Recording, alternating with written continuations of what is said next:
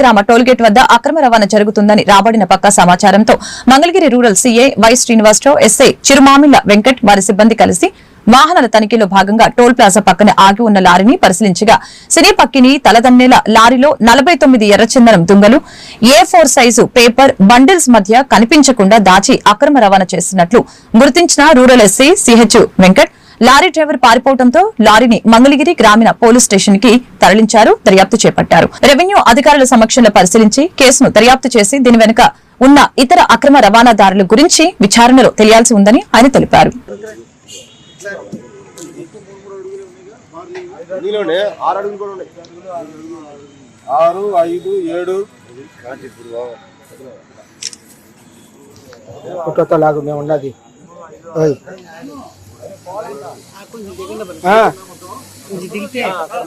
కాయలు పడుతున్నాయి.